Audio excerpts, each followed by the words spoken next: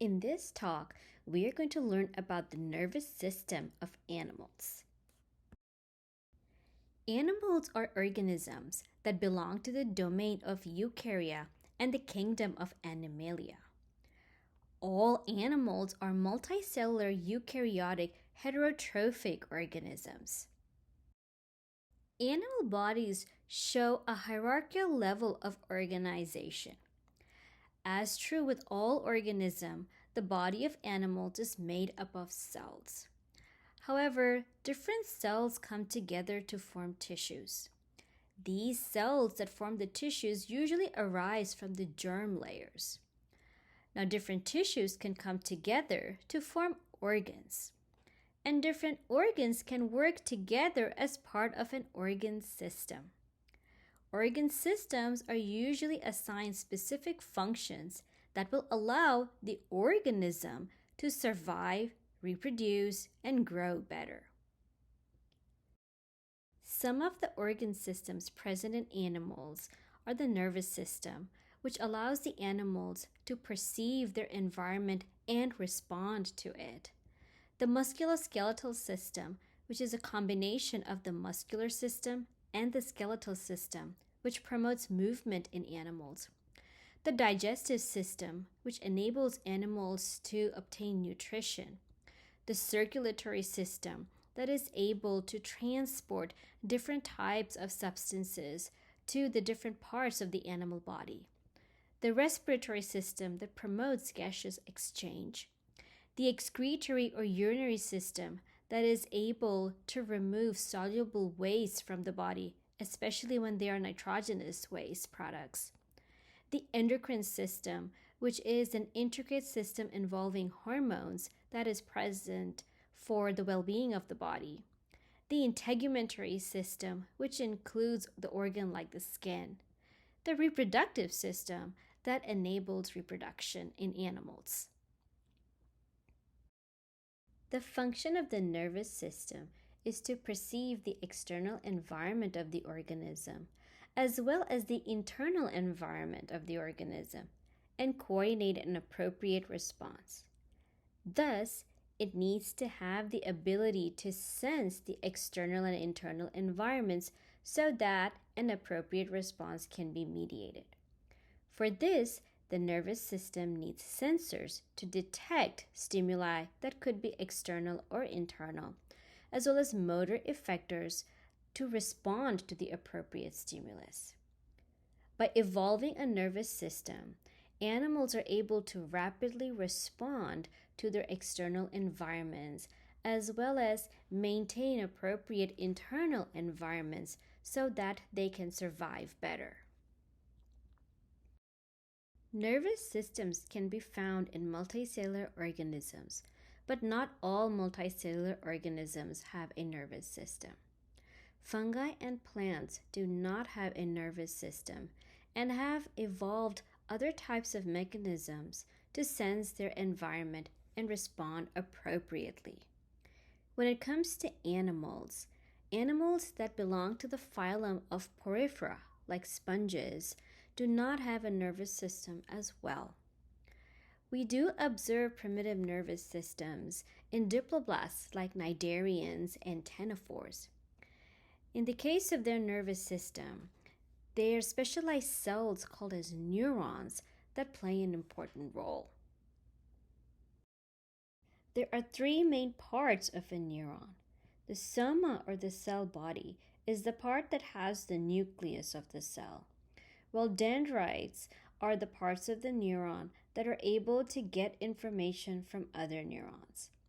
Axons are part of the neurons that are able to transmit information to other neurons or muscle. There are different types of neurons that are present in animals, and the first one that we're going to look at are the sensory neurons. These are neurons that provide information about any changes that may be happening in the external or internal environment of the animal, and this information is provided to the central nervous system. Motor neurons, on the other hand, are able to coordinate movement in the animal body. Interneurons are able to conduct signals between neurons and hence play an important role in sharing information between neurons. The most rudimentary type of nervous system is observed in cnidarians. These are organisms that show radial symmetry and are diploblasts. In the case of cnidarians, there are no organs as part of the nervous system. Instead, there are interconnected neurons that are arranged in a way to form a net-like structure called as a nerve net. These nerve nets play important roles in contractions of the gastrovascular cavity, which is where the food of the organism is going to be brought in for digestion.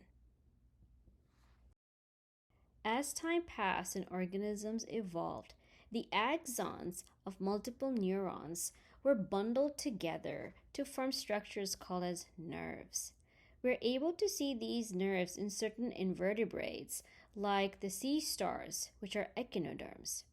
In this case, the sea stars have radial nerves that arise from these nerve rings. The radial nerves and the nerve rings are able to allow the organism to sense their external environment and respond appropriately. As time passed and organisms started becoming bilaterally symmetrical, sensory and interneurons started clustering in a part of the organism, which was the anterior part. This process was called as cephalization.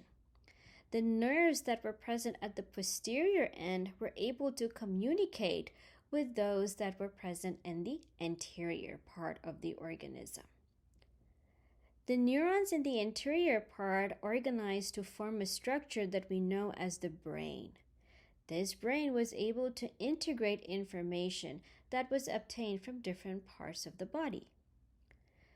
The first brains were observed in planarians, which belong to the phylum of Platyhelminthes. These are the earliest bilaterally symmetrical organisms. As the bodies and behavior of animals became more complex, the nervous system also became more complex. What we have observed is that organisms that are sessile, which means they're non-motile, or that are slow-moving, tend to have simpler nervous systems. For example, chitons, which are mollusks, don't tend to have a brain, and they do have some ganglia, which are clusters of neurons that allow the organism to move and perceive its environment. However, in the same phylum of mollusca, we do have organisms like squid and octopus that show much more complex behaviors and are very mobile. When their nervous system is studied, we can see that they have much more complex nervous systems than what is observed in chitons. Thus, as the bodies and the behavior became more complex, the nervous system also became more complex. In the case of vertebrates, the brain has three basic parts. The hindbrain is called as the rhombencephalon, the midbrain is called as the mesencephalon, and the forebrain is also called as prosencephalon. The brain forms from the neural tube early on during development. When we look at the evolution of vertebrate brains, we can notice that the hindbrain was very dominant and large compared to other parts of the brain in the early vertebrates. However, as the organisms evolved to give rise to different types of vertebrates, the forebrain started becoming more and more dominant. In the case of mammals, the forebrain is the largest part of the brain compared to the mid and the hindbrain. The forebrain, or prosencephalon in the embryo, diverges to form the telencephalon and the diencephalon, which ultimately give rise to the cerebrum and certain types of endocrine tissues like the thalamus and hypothalamus. The midbrain, which is also called as the mesencephalon, gives rise to a structure called as the midbrain, which is part of the brain stem. The hindbrain, which splits into the metencephalon and the myelencephalon, gives rise to the pons and the medulla oblongata, which are also part of the brainstem. Part of the hindbrain, or the metencephalon, can also give rise to the cerebellum. The cerebrum that forms from the forebrain is the largest part of the brain in mammals. It is split into two hemispheres, which are the right and the left hemispheres.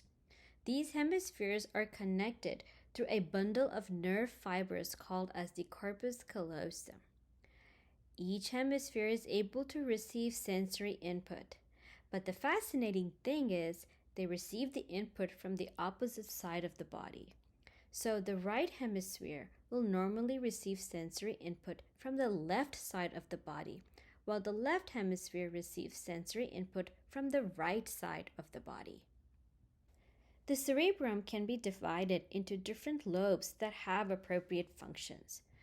The frontal lobe is the part of the cerebrum that aids in planning and decision making. It also aids in forming speech and controlling skeletal muscles. The parietal lobe, on the other hand, aids in the integration of sensory information. The temporal lobe helps with hearing and language, while the occipital lobe helps in processing visual stimuli, as well as in getting images and object recognition. The next part of the brain is the cerebellum. The cerebellum arises from the hindbrain and aids in maintaining balance and posture, as well as coordinating movement. The cerebellum is also known to help in learning as well as remembering motor skills. The pons and the medulla oblongata are part of the brain stem and also arise from the hindbrain. They transfer information between the peripheral nervous system, the midbrain, and the forebrain. The medulla oblongata is also known to control automatic functions like breathing, heart and blood vessel activity, digestion, so on and so forth. The midbrain that arises from the mesencephalon is part of the brain stem and receives and integrates sensory information as well as sends it to specific regions of the brain. The brain also has certain endocrine structures like the hypothalamus. The function of the hypothalamus is to control the body's temperature as well as it functions as a central biological clock of the body. Thus, we can see that the vertebrate brain has many different regions that have appropriate functions associated with it. The brainstem extends to form the spinal cord, which also arises from the neural tube. The spinal cord can be considered as a cable of neurons that extend from the brain all the way down through the backbone. The spinal cord is enclosed and protected by a vertebral column, which usually arises from the notochord. The spinal cord serves as the body's information highway. We say that because it is able to relay messages between the body and the brain and plays a really important role in reflexes. So far, we have seen the brain and the spinal cord, which is part of the central nervous system of vertebrates.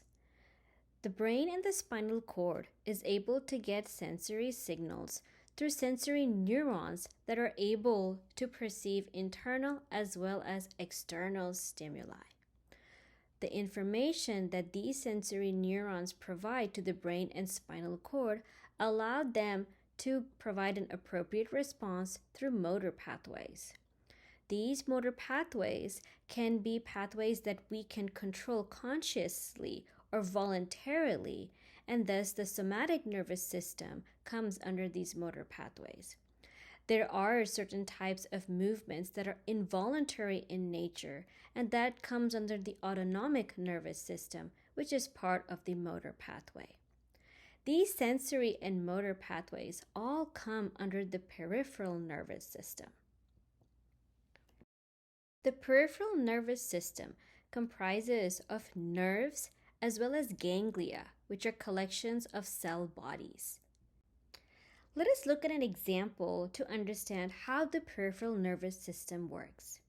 Imagine that you were touching a thorny plant, like a cactus, and one of the thorns pricked your finger. There are sensory receptors in your finger that will be able to sense the pricking of the thorn into the skin of your finger. Those sensory receptors will send the message to sensory neurons, which will relay that information to the dorsal root ganglion that is present in the spinal cord. The dorsal root ganglion will then send that information to the central nervous system. The central nervous system will then relay a response to the ventral root ganglion in your spinal cord, where motor neurons are present. The motor neurons will then carry that information and activate muscle tissue so that you can take your hand away from that thorny plant. Thus, the peripheral nervous system is able to receive information from the environment or from inside the body and carry that information to the central nervous system. It will then take information from the central nervous system and relay that to different parts of the body to mediate the appropriate response. The somatic nervous system is a part of the peripheral nervous system that is able to control voluntary movements. In this example, we saw how we are able to consciously move our hand away from an object, and hence this is a voluntary movement and comes under the somatic nervous arm of the peripheral nervous system. The somatic nervous system is able to connect the central nervous system to motor neurons. While the somatic nervous system is able to control voluntary movements, the autonomic nervous system is part of the peripheral nervous system that controls involuntary movements. These are movements that we cannot consciously control. An example of these are internal organs. And thus internal organs like the heart, which beats without us consciously controlling it, comes under the control of the autonomic nervous system. There are two main parts for the autonomic nervous system, which are the sympathetic system, which regulates arousal and energy generation in the body. The sympathetic system drives the fight or flight response, while the parasympathetic system has antagonistic effects on target organs. The parasympathetic system promotes calming and the phenomenon of rest and digest. Thus, the sympathetic and parasympathetic systems are able to counteract one another depending on what the needs of the body are. Here is an example to show how the sympathetic and parasympathetic system counter one another. The sympathetic system can dilate pupils and inhibit salivation, while the parasympathetic system will constrict pupils in the eyes and stimulate saliva flow in the mouth. You can have the sympathetic system that accelerates the heartbeat, while the parasympathetic system will work to slow down that heartbeat. Similarly, the sympathetic system will inhibit peristalsis and secretion in the stomach, whereas the parasympathetic system will stimulate peristalsis and secretion in the stomach. In this way, the parasympathetic and the sympathetic system can counter one another depending on what the needs of the body are.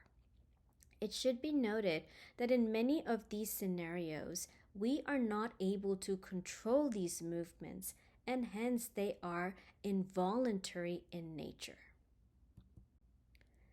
Another part of the nervous system is the enteric nervous system. It is also known as the second brain or the gut brain. The enteric nervous system is known to regulate the function of the gastrointestinal tract. It exerts direct control over the digestive tract, the pancreas, and the gallbladder, and it is able to do so independent of the central nervous system, which is why it is called as the second brain. With this, we come to the end of our talk, where we learned about different types of organ systems in animals and the evolution of the nervous system in animals. We learned about the central nervous system and the peripheral nervous system. And finally, we also learned about the enteric nervous system.